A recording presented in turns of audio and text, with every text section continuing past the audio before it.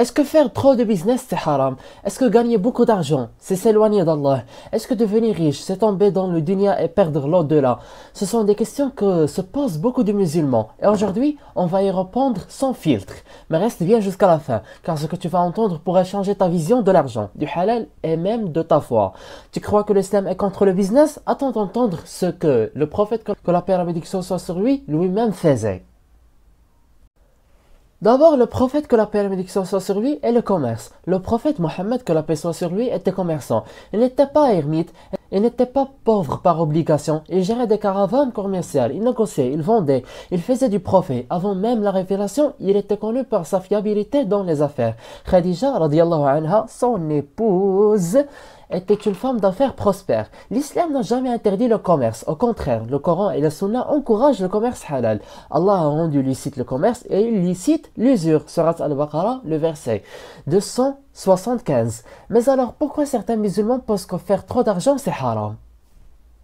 On dénonce la confusion entre dunya et shirk. Beaucoup confondent l'amour de l'argent avec le travail pour gagner sa subsistance. Le problème, ce n'est pas le business. Le problème, c'est le corps attaché à la richesse.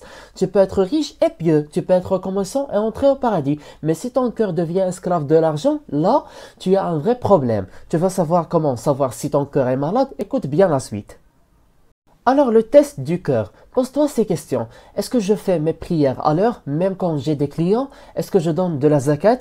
Est-ce que je fais du business halal ou je trise pour gagner plus? Est-ce que je me lève pour le fajr, la prière de l'aube, avec la même motivation que pour aller chercher un profit? Le test est simple. Est-ce que l'argent me sert ou est-ce que je sers l'argent?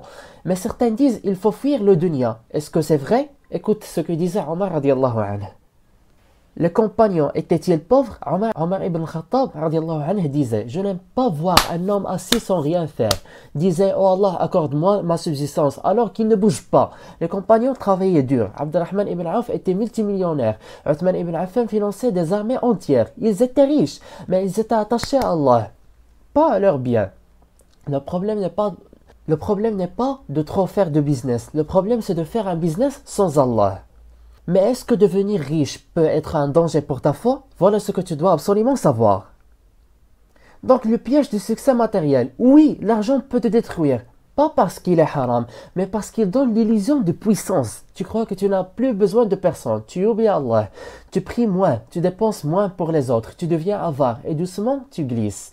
Mais si tu restes humble, tu donnes, tu remercies, alors l'argent devient une baraka. Tu veux transformer ton argent en adoration, voici les clés que peu de gens appliquent. Comment faire de ton commerce un acte d'adoration? Tu peux gagner des milliers et chaque centime peut être une source de hasanat. Voici comment. Premièrement, commence chaque journée en priant le fajr. Deuxièmement, avant d'ouvrir ta boutique, fais une intention.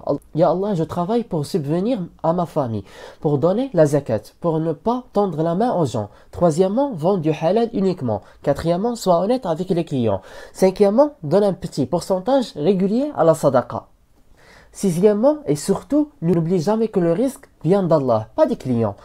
Mais alors, est-ce qu'il y a une limite? Jusqu'à quel point peut-on développer son business sans tomber dans le haram? Donc, y a-t-il une limite? La limite, c'est le halal. Tu peux faire 10 000 euros par mois, 100 000 ou plus, tant que ton corps est propre, ta source est illicite et ton objectif est noble, alors vas-y. Mais attention, ne néglige pas ta famille, ne néglige pas ta foi, ne fais pas passer ton téléphone avant ta prière, ne remplace pas le dhikr par TikTok. Tu veux que ton business devienne une cause pour entrer au paradis? Voici la meilleure intention à avoir dès maintenant. Donc l'intention qui change tout. L'argent est un outil.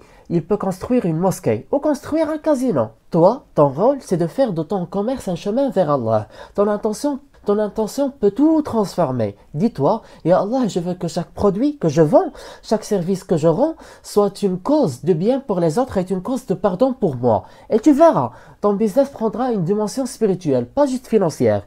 Et maintenant, la vraie question que tu dois te poser n'est plus est-ce que haram te faire trop de business, mais plutôt est-ce que je mets assez d'Allah de mon business?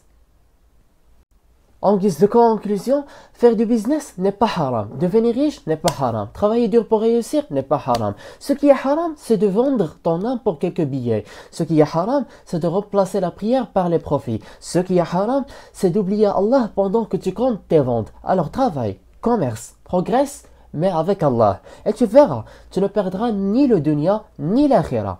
Et je m'interroge, comment tu es intéressé à ce contenu sans que tu aies une vidéo précédente dont on parle de la finance halal express. Watchlist est un héritage cognitif à l'humanité. À très vite.